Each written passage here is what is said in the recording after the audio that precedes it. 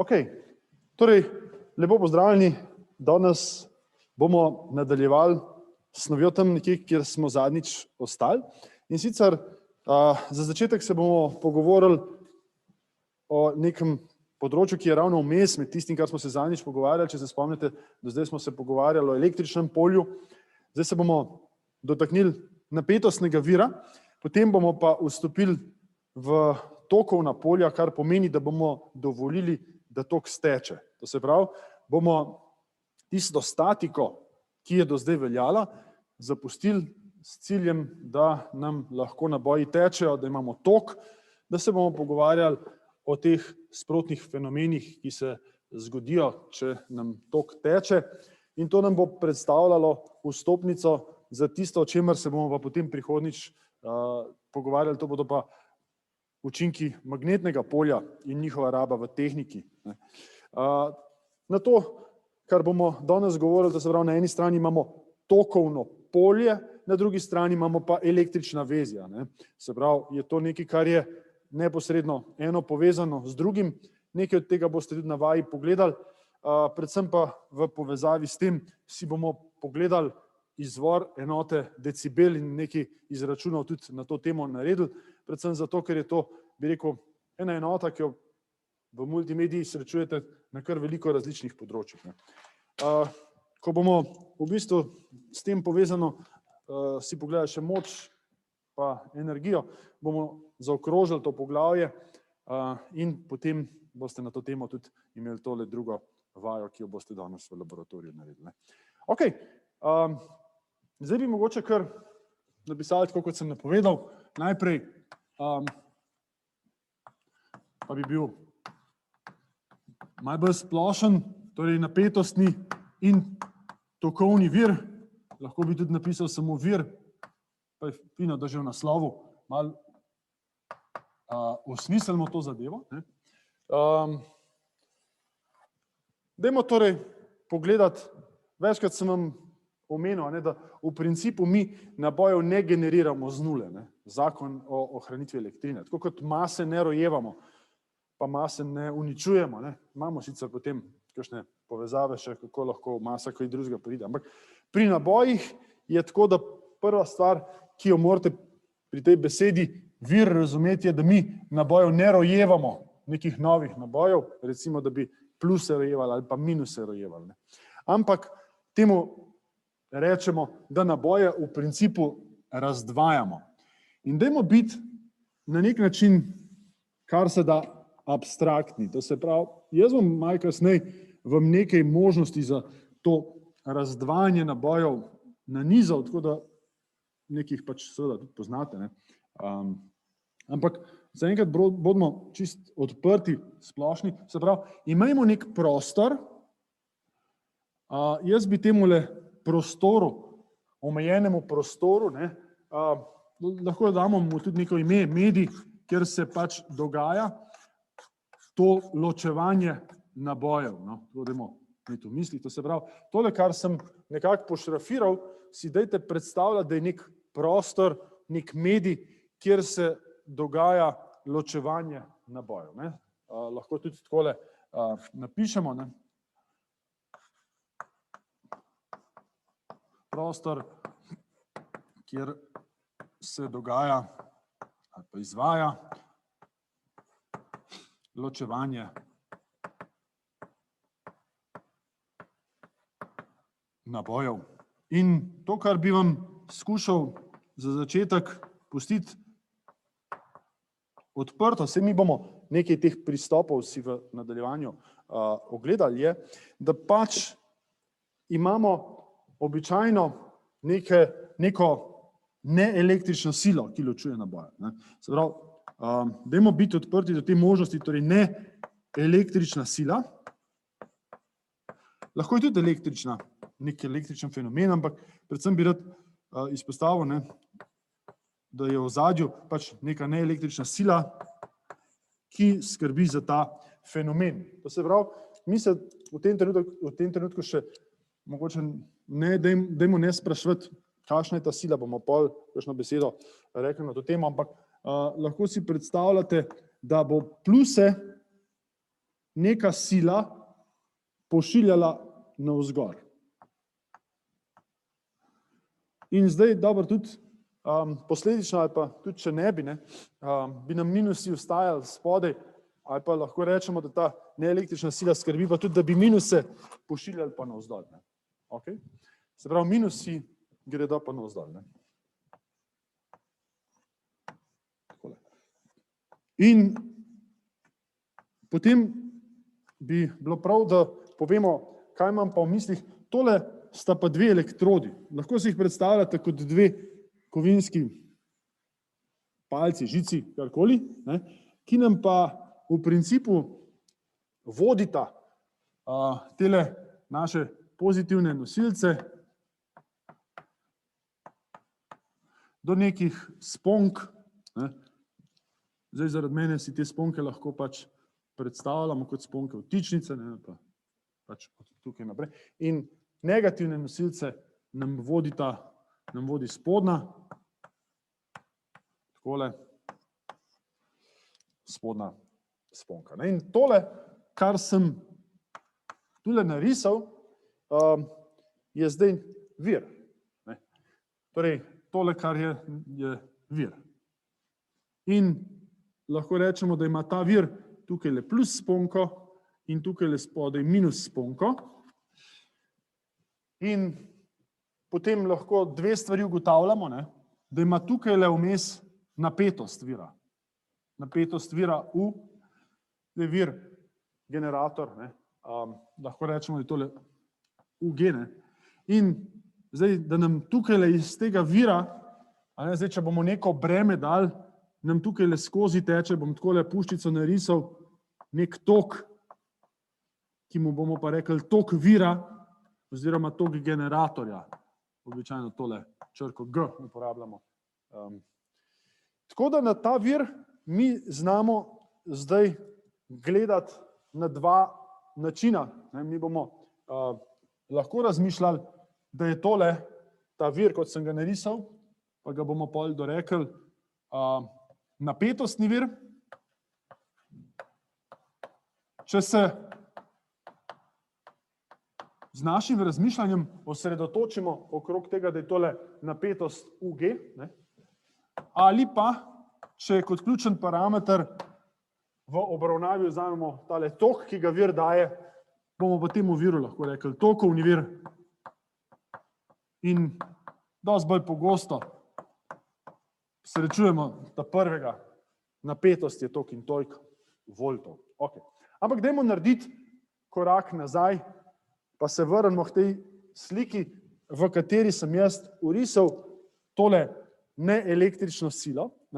In jaz jo bom glede na to naše označevanje, ker sem tukaj napisal, da so tele količine, ki se nanašajo na generator, G, bi označil tole silo, ki nam ločuje naboje kot generatorsko silo. To se pravi, ta neelektrična sila ne bo generatorska sila.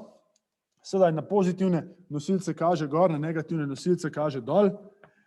Prosim ne misliti, ker sem napisal FG, da je to gravitacijska sila. Torej, neelektrična sila bom prav napisal, da je to generatorska sila.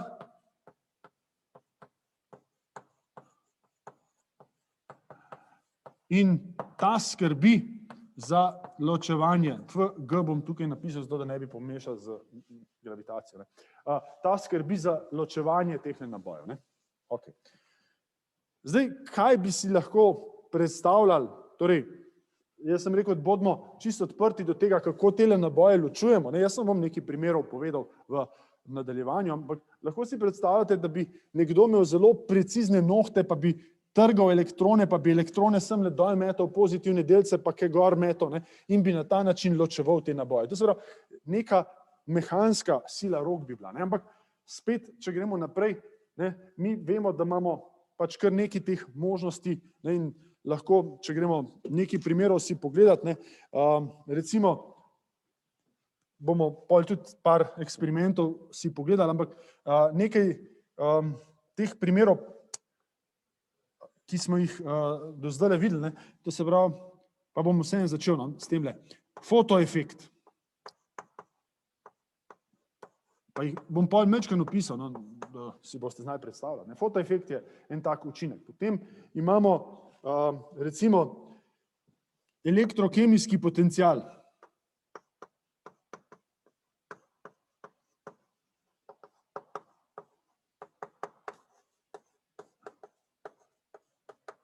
Pa imamo termočlen.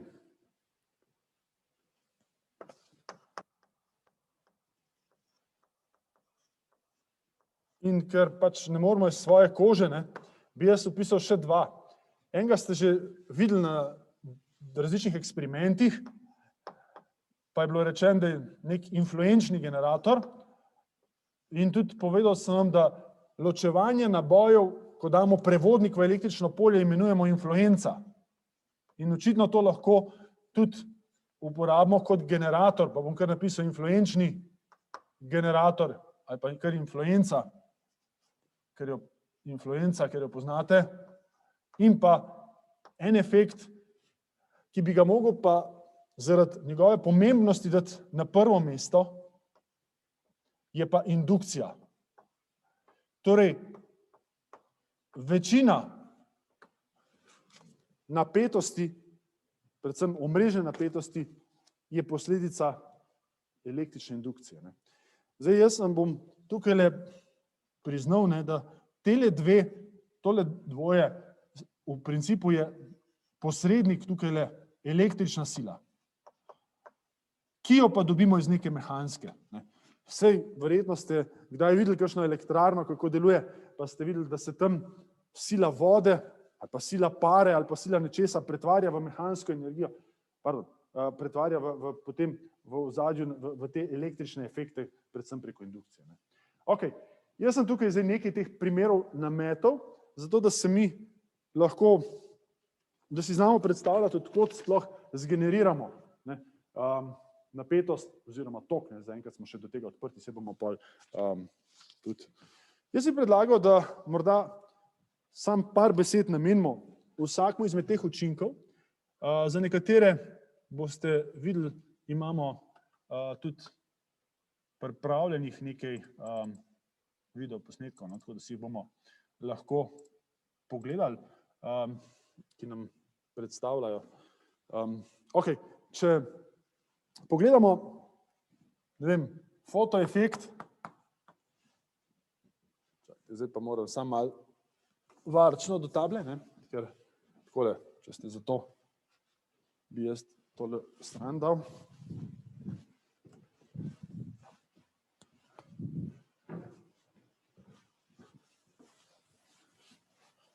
Takole.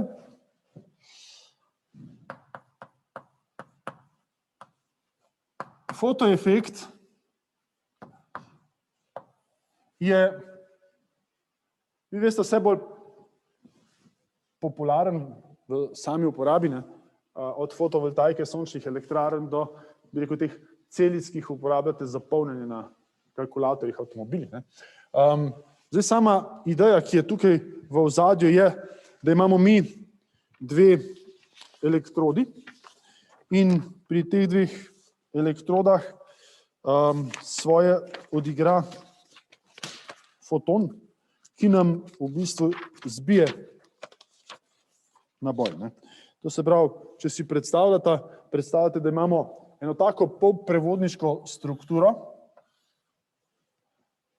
in da v to polprevodniško strukturo prileti foton. Foton je tisto, s čimer opišemo energijo svetlobe, to se pravi, s to svojo energijo pa v tej polprevodniški strukturi lahko izbije ta foton en elektron, ki nam odleti na eno stran, na drugi strani pa ostajajo pozitivni delci. In pač posledica tega je, da se nam tukaj pojavi presežek negativnih in pa presežek pozitivnih delcev in konkretno potem posledično vmes se pojavi električna napetost. Ta napetost je relativno majhna, ampak potem, če v zaporedje, v verigo sestavimo dovolj teh celic, potem lahko to napetost ustrezno dvignemo in če jih vzporedno več postavimo, lahko tudi tok ustrezno dvignemo, pa potem pridemo, se sami veste, do tega, da lahko kar solidno izkoristimo to sončno energijo, tam nekje okrog 20%. Zdaj, druga navedena je elektrokemijski ali pa elektrokemični potencial. En eksperiment, ki je dosti preprost, boste videli tudi na videoposnetku, vsakega izmed njih bomo pogledali si. Ampak, če si predstavljate ta, bi rekel, zelo preprost scenarij je, da mi v neko raztopino ali pa kislino, to se pravi, v mislih imam vodo plus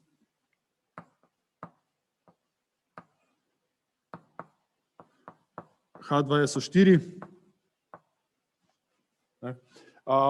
Namočimo dve elektrodi in dajmo reči, da sta to elektrodi cinka in pa bakra.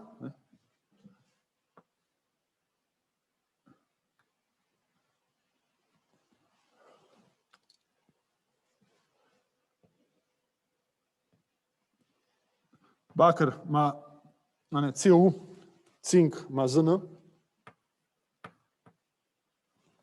In zdaj pač kislina po svoje raztaplja tele ione in tukaj na elektrodah pa preostanek naboja od teh ionov ostane. In konkretno vizavi tele kislini nam na bakreni ostaja presežek pozitivnih nabojev, tukaj je presežek negativnih nabojev, in če bi tukaj vmes pomerili, bi dobili električno napetost. In tole je tisto, kar so, bi rekel, prvi galvanski členi, prvi voltov člen, delovali na tem pristopu. Potem mi lahko v hiši naredimo iz ene kovine glavno elektrodo, iz druge, vmes damo ta elektrolit, in potem nam taka baterija nekaj časa drži. In to je v bistvu princip delovanja baterije.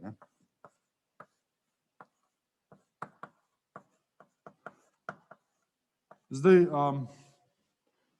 že zadnjič sem vam omenil, da imamo te baterije za različne namene. Za visoke tokove se tukaj noter v teh celicah znajde svinc, za nizke tokove litij, in potem, bi rekel, imamo možnost uporabo različnih teh baterij za različne namene. Jaz sem vam pač narisal tisto primarno, pa si jo bomo tudi pogledali en tak pač preprost način. Zdaj, konkretno, v multimediji veste, da za napajanje, bi rekel, nekih kamer, nekih telefonov, nekih računalnikov, potrebujemo majhne tokove, kadar govorimo o recimo fleših ali pa o reflektorjih, tam pa potrebujemo velike tokove, še posebej pri fleših, se mora zelo hitro zadeva napolniti. Tako da to so pa različne tehnologije, ki so v ozadju v uporabi. Zdaj, termočlen se v ta namen toliko ne uporablja. Zdaj, samo da vam ga na hitro predstavim, da se pravi, dajte si zamisliti, da imamo dve kovini, ki jih na enem delu spojimo, na drugem delu pa ločimo, in v tem spoju, ki ga bom konkretno označil z rdečo, v tem spoju, se nam pri segrevanju, se pravi, če tukaj spodaj recimo dovajamo toploto, začne pojavljati prehajanje, migracije recimo elektronov iz enega prostora v drug prostor, recimo, da grejo takole, potem bi to pomenilo, da nam spodnja elektroda ostaja pozitivna in zgornja elektroda, da nam ostaja negativna naelektrena. In to, kar mi zopet lahko tukaj vmes namerimo, Zdaj, vsakič sem uporabil drugačno oznako. Jaz bi kar tole napetost označil, tako kot sem pri prvi sliki. Tukaj vmes se pojavi napetost U. Lahko rečemo, da je to ta U generatorja. Tudi tukaj bom označil U generatorja in če mi ne zamerite, bom tudi tukaj le popravil, ne, pa bom, da bomo imeli enotno naslavljanje tega efekta. Torej, tukaj le vmes se nam pojavi takole U generatorja. Evo, zdaj sem vam tri efekte, te tri efekte, ki sem jih označil kot neelektrične, majčkeno podrobneje predstavil. Zdaj, influenca, kot rečeno, sem rekel, smo že videli kot tisti influenčni generator, ki se vrti. Indukcijo bomo pa mi čez 2 tedna srečevali, zato tema dvema ne bom namenil nekih takih dodatnih besed, no, ker bomo o indukciji kot fenomenu še kar nekaj govorili, ne, kot rečeno, te dva sta tiste dva, ki sta bolj električne narave. Ok, dajmo si torej, prosim, pogledati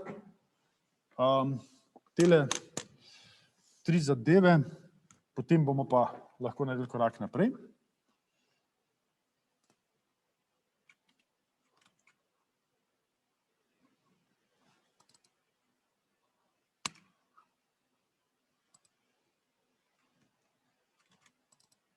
Fotocelica.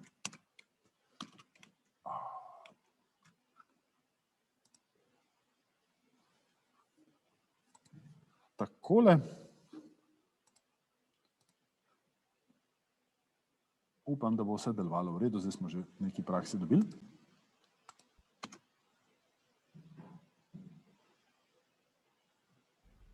Fotocelica. Svetlobna celica ali fotocelica je primarni vir napetosti, ki svetlobno energijo pretvarja v električno. V svetlobnem modulu je zaporedno povezanih več fotocelic, od katerih vsaka daje napetost 0,6 volta. Napetost svetlobnega modula izmerimo z voltmetrom. Ko površino fotocelice prekrijemo, se napetost, ki jo daje fotocelica, močno zmanjša.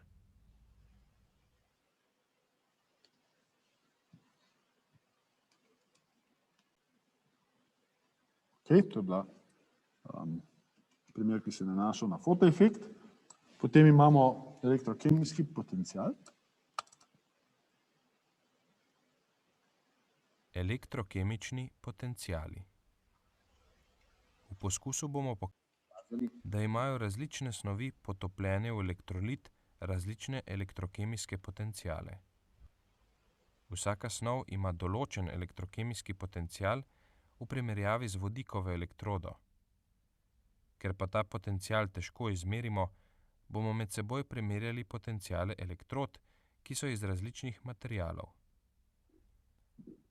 Na neprevodnem nosilcu so nameščene oglena, bakrena, cinkova, železna in svinčeva elektroda, ki jih potopimo v elektrolit v obliki raztopine nekaj odstotne žveplene kisline. Za merjenje izbiramo različne pare elektrod in med vsakim parom elektrod izmerimo napetost z voltmetrom na napetostnem območju 3 volte. Pri prvi meritvi izmerimo razliko napetostnih potencialov med ogleno in bakreno elektrodo. Ker ima ogljik elektrokemični potencial plus 0,74 volta, baker pa plus 0,34 volta, je napetost med elektrodama 0,4 volta. Sledi primerjava potencialov med ogleno in cinkovo elektrodo. Med njima se pojavi napetost kar 1,5 volta, ker ima ogljik elektrokemični potencial plus 0,74 volta, cink pa minus 0,76 volta, glede na vodikovo elektrodo. Tokrat merimo napetost med ogleno in železno elektrodo. Voltmeter pokaže napetost 1,18 volta.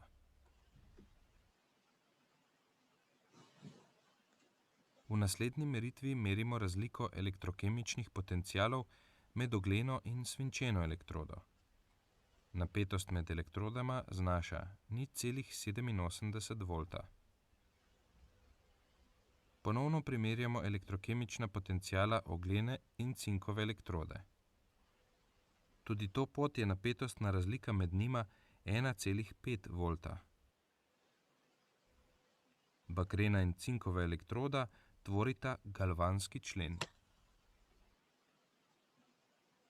Napetost med elektrodama tega člena je 1,1 volta. Nazadnje izmerimo še napetost med dvema elektrodama iz enakega materiala, v našem primeru med cinkovima elektrodama. Na voltmetru ni nikakršnega odklona. Obe elektrodi imata enak elektrokemični potencial proti vodikovi elektrodi, zato je napetostna razlika med njima 0 voltov.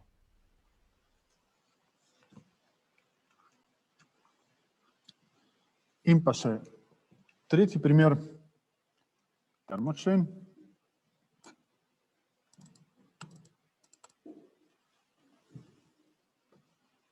Termočlen. Termočlen dobimo tako, da na enem koncu zvarimo dva vodnika iz različnih kovin. Ta spoj predstavlja vir napetosti, ki toplotno energijo pretvarja v električno. Ko termočlen z vžigalnikom segrevamo, se povečuje tudi napetost, ki jo daje ta vir napetosti. Napetost termočlena je v primerjavi z drugimi napetostnimi viri razmeroma nizka, v razredu milivoltov.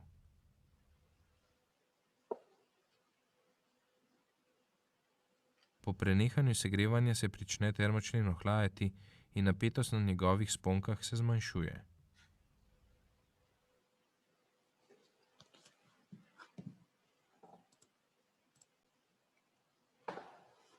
Takole, ok, zdaj smo si pogledali nekaj praktičnih primerov, kot rečeno tistih glavnih dveh, pa ne. Torej, tiste glavni se nanašajo predvsem na indukcijo in pa influenco. Zdaj bi pa nekaj besed namenili viru. Torej, če gremo kar naprej, samo sekunde. Evo. Mi lahko vir, kot rečeno, interpretiramo kot napetostni ali pa tokovni vir. Mogoče, če še eno malenkost razložim že kar na prejšnji sliki, da ne bomo še enkrat risali. Se pravi, mi si lahko poenostavljeno gledamo tole in pa tole predstavljamo kot dve sponki. Tale medij vmes bomo pa zdaj v nadaljevanju, ko se bomo pogovarjali, dorekli, da ima dvojno funkcijo. Eno je, da se v tem prostoru vmes ločujejo naboji. Druga stvar, ki si jo pa tudi lahko predstavljate, pa majčkeno prehitevam, pa je, da ima tale medij pri pretoku teh nabojev neko upornost. In o tej upornosti bomo mi takoj v naslednjem poglavju spregovorili, je pa prav, da vam že zdaj na to namignem, kajti zdaj, če mi mogoče kar napišemo model napetostnega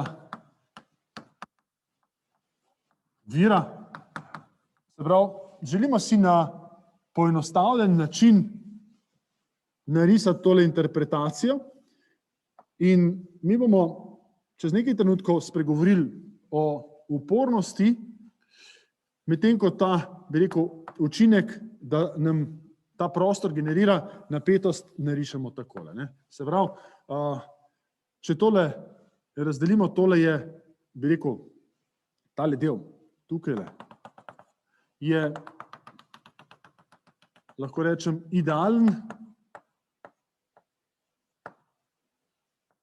idealen napetostni generator in tale del, tukajle, bomo poimenovali notranja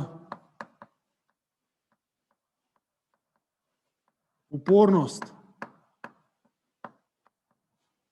generatorja.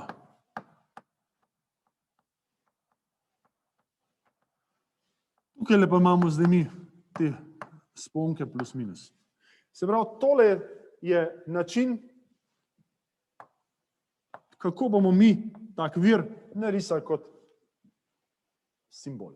Ne? In podobno bi lahko narisali še model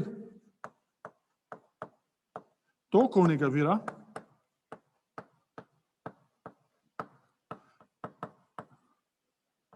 v bistvu sam to, da boste ta simbol prepoznali, ne? Čeprav ga. Tokovni vir pa narišemo kot krogec s puščico in zraven označimo, kakšen tok teče, bomo temu rekli IG, temule bi rekli, da je tole idealen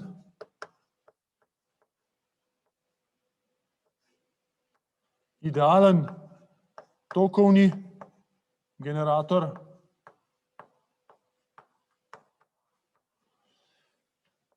Zdaj, notranjo opornost pa tukaj ravno dualno narišemo kot vzporedno vezano. To se pravi upornost generatorja. Jaz bi mogoče samo povedal, kaj si želimo. To se pravi, pri napetostnem viru si želimo, da gre vrednost notranje opornosti proti nič. To je tisto, kar srečate recimo pri avtu, ko ga pozimi vžigate, pa vam noče vžgati, zato ker je notranja opornost hladnega akumulatorja večja. In recimo pri flešu, ker vam noče v trenutku napolniti, da bi lahko slike delali na vsako stotinko sekunde, ampak morate čakati 1 sekundo, da se fleš napolni. Tukaj pri tej interpretaciji si pa želimo, da je tale notranja opornost pač, zdaj običajno jo interpretiramo kot notranjo prevodnost, pa da je ta čim večja. Ok, tako da tole smo nekako mogoče še tale tok, označimo, pa tukaj je to napetost, bomo pa kasneje še kakšno besedo na to temo rekli. Evo, tako da zdaj smo si pogledali, na kakšen način mi narišemo to modelno vezje oziroma te simbole, to se pravi, bom tukaj tudi pripisal simboli električnega vezja. Evo. To je bila zdaj ena tematika, s katero, bi rekel, smo se nekako dotikali tistega, kar smo zadnjič obravnavali. Čeprav smo pogledali zdaj eno smer, to se pravi, kako mi generiramo naboje, zato govorimo o generatorju. Zdaj bi pa pogledali še drugo perspektivo in sicer, kako se nam te naboji na drugi strani pri bremenu spet rekombinirajo. Se pravi, če tukaj razlagamo, kako te naboje ločimo, si morate predstavljati, da te naboji pol nekam stečejo, pa grejo skupaj.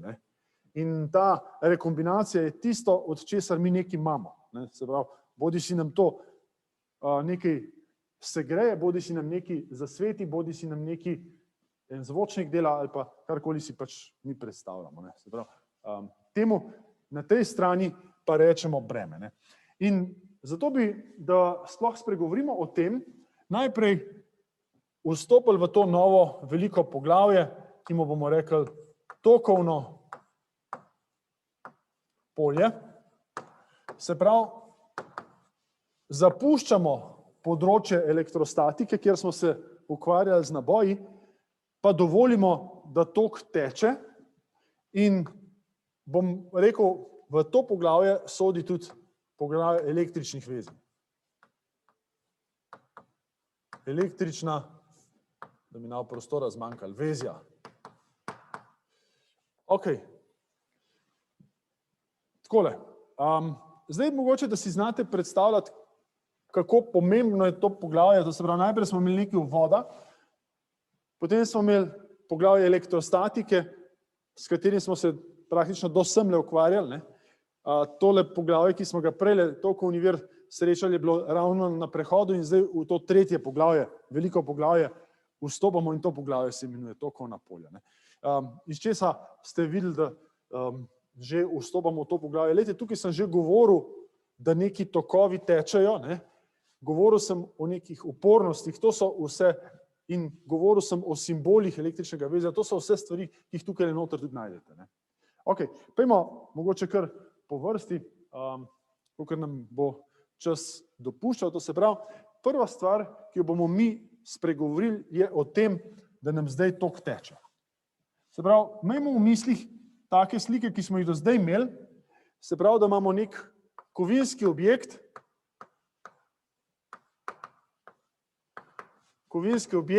pa ozemljeno podlago. Naj bo tudi zaradi mene kovinska ozemljena podlaga. In dajmo tukaj vmes dati generator. In do zdaj smo mi rekli, ok, zaradi tega, ker damo semle generator, recimo, da je tole ozemljeno, se nam tukaj pojavi potencial V, pa smo zadnjič povedali, da znamo narisati silnice polja, pa smo zadnjič povedali, da znamo narisati ekvipotencialke. Jaz to zdaj kar malo tako na pamet rišem, ampak mi smo si pogledali, saj smo nekaj stvari narisali. Ne? Okay. Zdajle v nadaljevanju, ko bomo pa vstopili v prihodno uro, bomo pa tele stvari majčkeno bolj konkretizirali. Prav? Tako da o temle bomo v nadaljevanju spregovorili. Aja, se imamo še nekaj časa? Okay. Takole dajmo razmisliti. Ne? Se pravi, če imamo tele silnice polja, jaz jih bom kar narisal kot neke puščice, pa tudi narisal bom vsaj kakšen vektor E. Okay. In dajte si predstavljati, da semle postavim nek pozitiven elektren delček, potem smo celo našo teorijo razvili okrog tega, da nam na ta pozitiven delček deluje takole tudi sila. Ok, se pravi, če nam polje kaže tako, nam tudi električna sila kaže tako. To je prva stvar. In zdaj, če se nam nek pozitiven delček takole po tejle trajektoriji giblje, potem mi za gibajoče se naboje vedno znamo povedati, da nam gibajoč se naboj predstavlja električen tok. Se pravi, mi s tem, ko smo dovolili, da tale prostor ima neke prevodne naboje, s tem tudi dovolimo, da se tej prevodni naboji gibljajo in da nam tukajle teče električni tok. In ta električni tok, ki ga rišem z modro barvo, bom zdaj označil z malo črko I. In pa, če se spomnite, mi smo takoj na začetku osvojili še en pojem gostoto toka J. In če nam tok takole teče, kot sem tukaj le risal, in nam električno polje kaže v isti smeri, velja sklepati, da sta te dva vektorja E in pa J nekako v sorodu. Najbolj splošen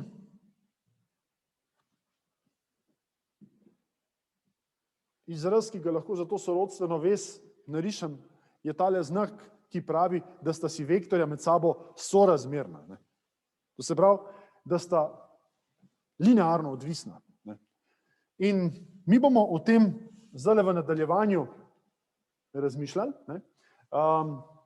Pravzaprav naslonili se bomo na eksperiment, ki ga je izvedel gospod Ohm in se imenuje Ohmov zakon in bi rekel, ga imajo za en zelo pomemben zakon elektrotehnike, celo pretiran pomen mu dajo, predvsem zato, ker je preprost, ker je linearen. Ne.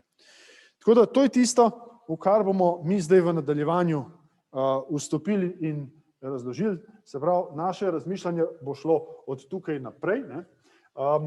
Jaz bi kar žrtvoval tale del, da smo čim bliže, da ne bomo stvari še enkrat prepisovali. Ne.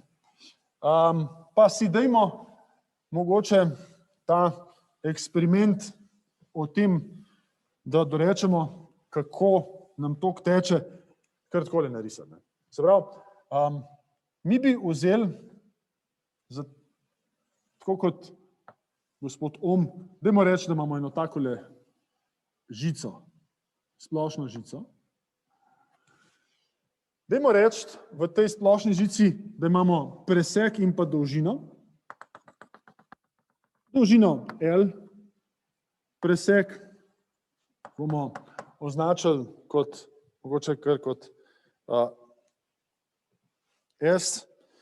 In pa dajmo označiti, da imamo tukaj le V1 in tukaj le V2, to se pravi dva potencijala, smo rekli, če imamo dva različna potencijala, potem lahko med tema dvema potencijalama znamo zračunati napetost V1 minus V2 in pa dajmo označiti, da imamo tukaj le tok,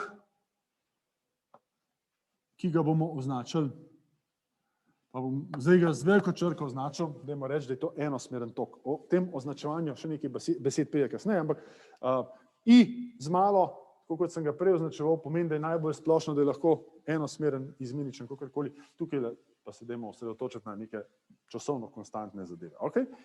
In zdaj prideta v igro pravzaprav še dva vektorja, ne, ki smo jih pa mi srečali. To se pravi, če imamo potencialno razliko, smo rekli, tukaj le vmes imamo električno polje.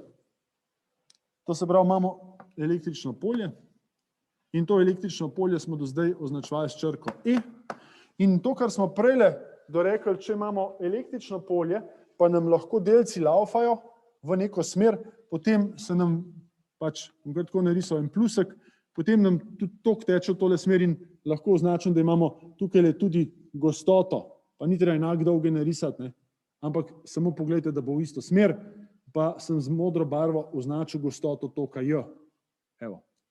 In zdaj se mi pogovarjamo o tejle sorazmernosti med tema dvema, ne, ki jo bomo zdefinirali, da bomo potem zapisali lahko Ohmov zakon. Evo, to se pravi, jaz sem tukaj le gor tisto Ohmov poskus, bom še napisal tisto ključno pripravo, pa bomo potem dorekli, kaj je na podlagi tega gospod Ohm zaključil. Tole. Evo.